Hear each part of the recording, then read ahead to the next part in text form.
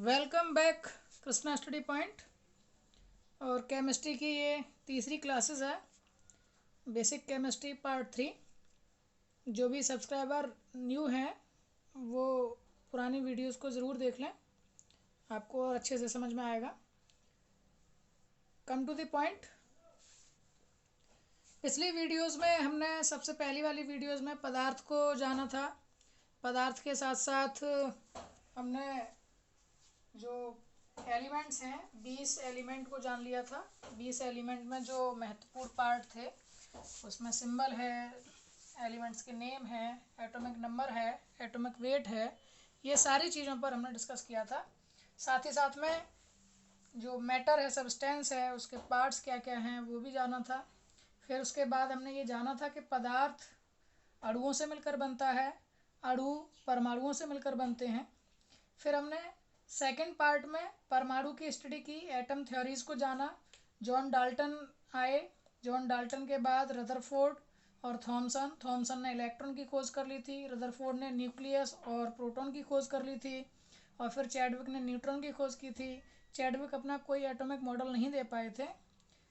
और इनके बाद बोरबरी आए, और बोरबरी के एटॉमिक मॉडल से ही हम फिर से शुरू कर रहे हैं। ओके, तो बोरबरी के एटॉमिक मॉडल तक हम लोगों ने ये पढ़ा था कि एटम जो है वो राउंड शेप में है, और उसके जो सेंटर में है वो न्यूक्लियस होता है। न्यूक्लियस में प्रोटॉन और न्यूट्रॉन होते हैं। Proton positive charge, neutron neutral होते हैं।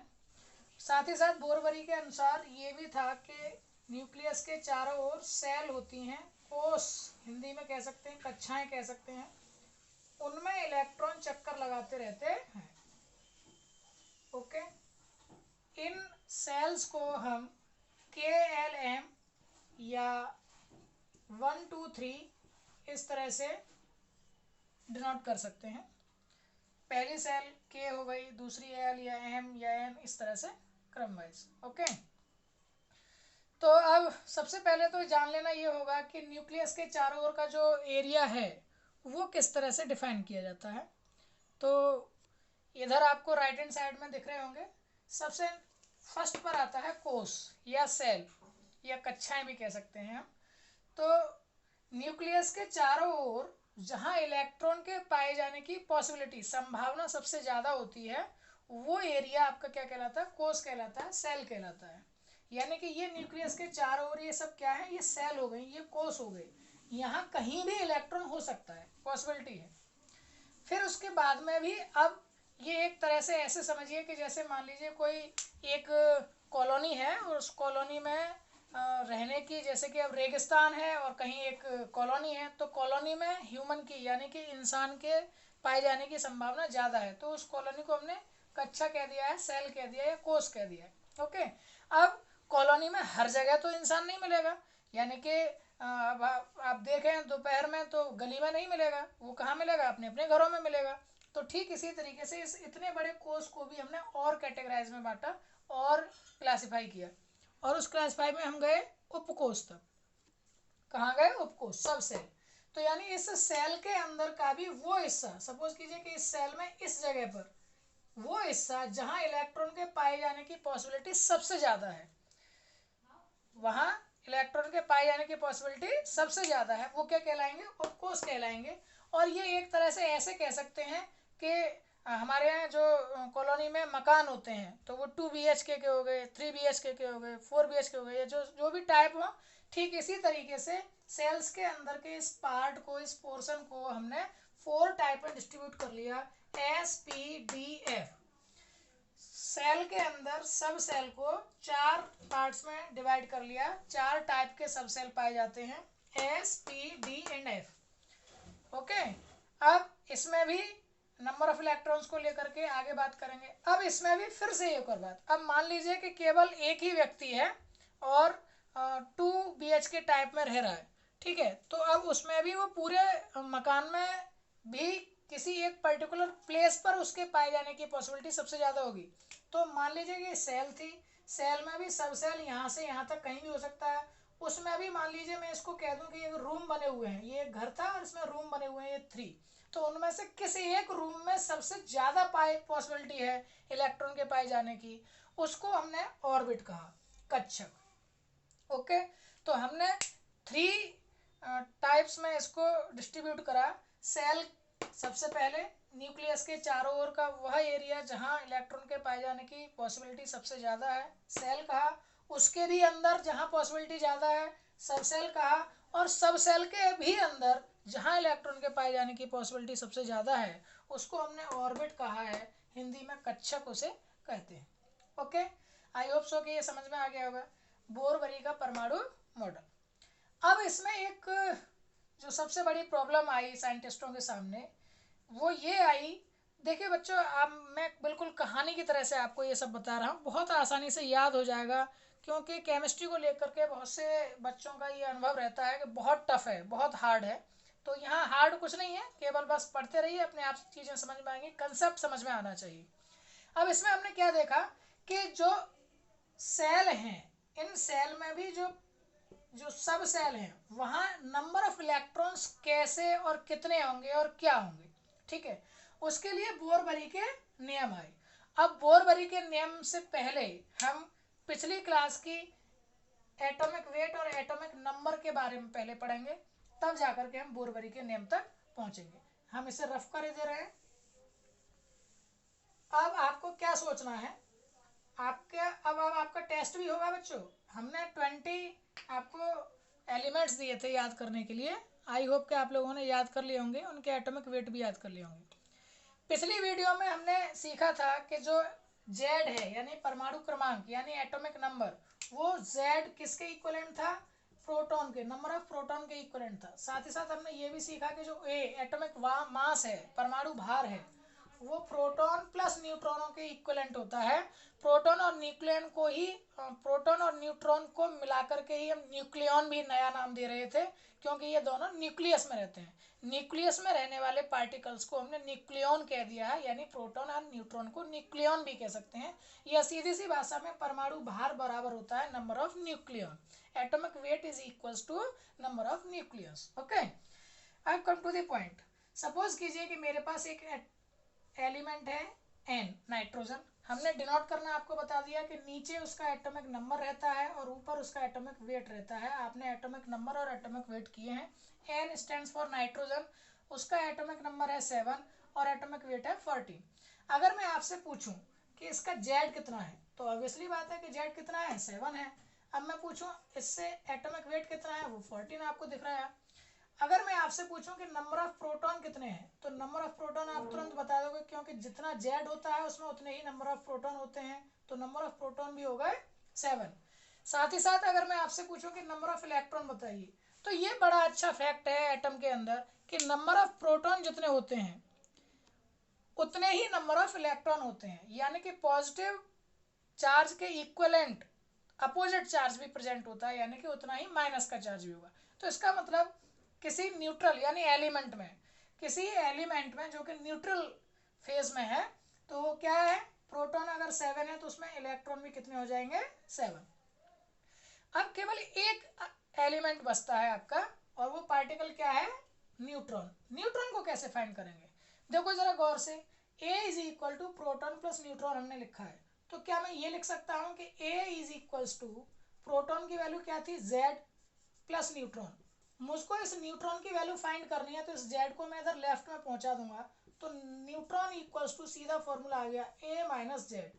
ये फॉर्मूला शायद आपने पहले नहीं पढ़ा होगा। ओके, तो न्यूट्रॉन फाइंड करने के लिए मुझको सिंपल क्या कर देना है, A में से जेड को घटा देना है।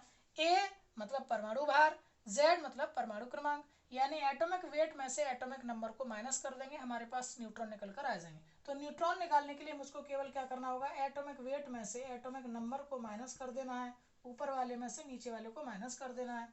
तो 7 जो है वो न्यूट्रॉन निकल कर आ गए। ओके, ये बात समझ में आ गई होगी आप लोगों को, क्लियर। अब केवल ये बात आपके समझ में आ गई है, n इक्वल्स टू 7, ये न्यूट्रॉन थे, इलेक्ट्रॉन 7 थे, प्रोटॉन 7 थे, न्यूट्रॉन 7 थे, और ये ज़रूरी नहीं कि सेम आएंगे, अलग अलग जो एलिमेंट्स हैं उनके अकॉर्डिंग ये अलग अलग हो सकते हैं। अब चलते हैं हम थोड़ा सा बोर-बरी के नियम की ओर। ओके, अभी इस पर डिस्कस करेंगे और बहुत सारे न्यूमेरिकल भी करेंगे। एक और एग्जांपल आप लेना चाहें तो ले सकते हैं। फॉर एग्जांपल के लिए मान लीजिए कि मैंने पोटेशियम ले लिया कि एटॉमिक नंबर है 19 और 39। ओके, तो अगर जल्दी से करना चाहें तो Z की वैल्यू हो जाएगी 19, A की वैल्यू हो जाएगी बेटा 39, प्रोटॉन कितने हैं इसमें 19 जितना Z होता है, इलेक्ट्रॉन कितने हो जाएंगे जितने प्रोटॉन होते हैं 19, और न्यूट्रॉन फाइंड करने के लिए बस A में से Z को माइनस करना है, 39 में से 19 को माइनस कर देना है, यानी 20 हमारे पास न्यूट्रॉन पोटेशियम के अंदर मिलते हैं। K stands for potassium. Okay, I hope कि आपको ये समझ में आ गया होगा। अब आपको क्या करना है कि कुछ ऐसे क्वेश्चंस आप प्रैक्टिस करके देख सकते हैं। 8O16 इसमें निकालिए सारी एलिमेंट्स, Z की वैल्यू, A की value, proton, electron, neutron. Okay, और निकाल सकते हैं 92 यूरेनियम 235, 90 थोरियम 234, इन सब के आप आंसर्स फाइंड कर सकते हैं, प्रैक्टिस कर सकते हैं। ओके, इसके बाद मैं आपको बोरबरी के नेम पर लेके चलता हूँ। प्रॉब्लम वही थी कि न्यूक्लियस के चारों ओर सेल्स में नंबर ऑफ इलेक्ट्रॉन को कैसे डिस्ट्रीब्यूट करेंगे। तो बोरबरी ने सबसे पहला नियम दिया इसी बात को आधार बनाते हुए। पहला नियम उन्होंने ये दिया कि किसी भी सेल में, जो भी न्यूक्लियस के चारों ओर सेल हैं, उनमें से किसी भी सेल में मैक्सिमम इलेक्ट्रॉन, अधिकतम इलेक्ट्रॉन जो होंगे, मैं शॉर्ट में लिख देता हूँ, अधिकतम इलेक्ट्रॉन जो होंगे वो 2n² होंगे, जहां n जो है वो नंबर ऑफ सेल है, नंबर ऑफ सेल। इसको और अच्छे से आप लोग समझ लीजिए, n नंबर ऑफ सेल है, यानी कि अगर मैं आपसे कहूँ फर्स्ट सेल में नंबर ऑफ इलेक्ट्रॉन कितने होंगे, तो n की वैल्यू क्या लगा देंगे हम, फर्स्ट सेल में 2 इंटू 1 का स्क्वायर हो जाएगा, 2 इंटू 1 का स्क्वायर यानी कि 2 हो गए। अगर मैं सेकेंड सेल की बात करूं तो वहां 2 इंटू 2 का स्क्वायर, 2 का स्क्वायर होता है 4 और 4 टू जा 8, यानी पहली सेल में इलेक्ट्रॉन होते हैं 2, सेकेंड सेल में जो होंगे वो 8 हो जाएंगे। ऐसे ही थर्ड में निकालेंगे तो 2 इंटू 3 का स्क्वायर 9 टू जा 18।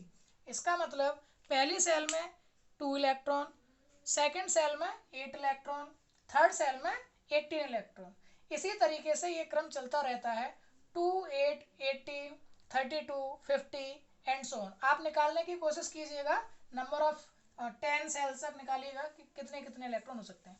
तो पहला नियम आपको समझ में आ गया होगा कि किसी भी सेल में मैक्सिमम नंबर ऑफ इलेक्ट्रॉन कितने होंगे, 2n² होंगे, जहां n stands for number of cell. Okay, अब एक और प्रॉब्लम थी। क्या प्रॉब्लम थी कि फर्स्ट सेल सेकंड सेल तक तो समझ में आ रहा था, अब थर्ड सेल में 18 इलेक्ट्रॉन के होते ही, इसे मैं रफ कर देता हूँ। अब एक प्रॉब्लम थी, फॉर एग्जांपल, मेरे एक एग्जांपल से आप समझना चाहें तो बहुत अच्छे से समझिएगा, कोशिश कीजिएगा। आपने होटल सभी ने देखा है। अब होटल में जो है एक नीचे भी कमरा होता है, एक उससे ऊपर का भी एक कमरा होता है। ओके, तो आप उसको अकॉर्डिंग अगर आप देखेंगे तो जिस पे पैसे ज़्यादा होते हैं वो अपना ऊपर एसी वाला रूम लेना चाहता है कि नहीं। इसी क्रम में इलेक्ट्रॉन्स के पास अपनी खुद की एक एनर्जी होती है, जिस एनर्जी से वो न्यूक्लियस के चारों ओर सेल में मूवमेंट करते हैं। तो इसी क्रम में ये था न्यूक्लियस। मैं अब न्यूक्लियस को ऐसे डार्क कर देता हूँ, इसके चारों ओर ये पहली सेल, ये दूसरी सेल, ये तीसरी सेल, ये चौथी सेल। अब मान लीजिए किसी एलिमेंट में जो है 18 से एबव इलेक्ट्रॉन थे। अब पहली वाली सेल में तो इस नियम के अकॉर्डिंग कितने इलेक्ट्रॉन होंगे, 2। लो, हमने 2 इलेक्ट्रॉन फिल कर दिए। अब सेकंड सेल में होंगे 8, तो हमने सेकंड में 8 इलेक्ट्रॉन फिल कर दिए।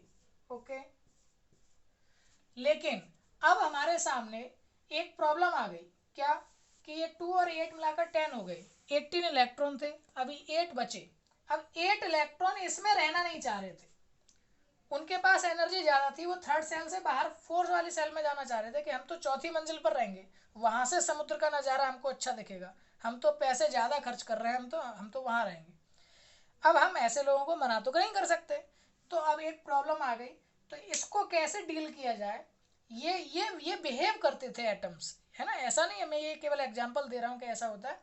ये बिहेव करते थे, उस बिहेव की स्टडी साइंटिस्टों के द्वारा की गई और फिर एक रूल दिया गया कि ये इस रूल के अकॉर्डिंग ये ऐसा बिहेव करते हैं। तो सेकंड रूल उन्होंने क्या दिया, सेकंड रूल उन्होंने ये दिया कि जैसे ही कोई भी न्यू सेल बनी हुई होगी, कोई भी न्यू सेल बनी हुई होगी, उस सेल में इलेक्ट्रॉन्स जा सकेंगे। यानी कि आपने अगर कोई फ्लोर तैयार कर ली है ऊपर होटल पर, आपका पास कोई आना चाह रहा है और उस रूम में जाना चाह रहा है ऊपर वाली फ्लोर पर, तो बिल्कुल आप जाने दे सकते हैं। तो जो भी इलेक्ट्रॉन जहां जाना चाहे, जैसे ही न्यू सेल तैयार हो जाती है, तुरंत ही उसमें इलेक्ट्रॉन्स का फिल होना शुरू हो जाता है। ठीक है, ये सेकंड रूल उन्होंने बना दिया। अब थर्ड वाला रूल, अब इसके अकॉर्डिंग क्या था, अभी थर्ड वाली सेल में 18 इलेक्ट्रॉन होने चाहिए थे। सारे इलेक्ट्रॉन्स जो है वो ज़्यादा एनर्जी वाले थे, वो इसी वाली सेल की ओर भाग रहे थे, इसी वाली सेल की ओर भाग रहे थे। ठीक है, तो उन्होंने क्या करा कि इसको और ज़्यादा कॉम्प्लिकेटेड कर दिया। उन्होंने देखा कि ये कैसे और इसको ठीक कर सकते हैं, थर्ड वाली सेल खाली क्यों रहेगी, इसको कैसे फिल किया जाएगा। तो इसके लिए उन्होंने क्या करा, थर्ड रूल दिया कि आउटर मोस्ट सेल में 8 इलेक्ट्रॉन तभी होंगे, यानी बाहर वाली सेल में केवल आप 7 लोगों को रख सकते हो। उससे ज्यादा 8वां व्यक्ति को आप तभी फिल कराओगे जब उससे पहले वाली सेल को पूरा 2n² रूल से फुल फिल कर लोगे। ठीक है, एक बार फिर से समझ लीजिए, ये न्यूक्लियस, न्यूक्लियस के चारों ओर सेल। ठीक है, जैसे ही किसी सेल में 7 इलेक्ट्रॉन हो जाएंगे, तुरंत ही न्यू सेल रेडी हो जाएगी। इसमें जैसे ही 7 होंगे, तुरंत ही न्यू सेल रेडी हो जाएगी। 7 इसमें जैसे ही होंगे इलेक्ट्रॉन, तुरंत ही न्यू सेल रेडी हो जाएगी।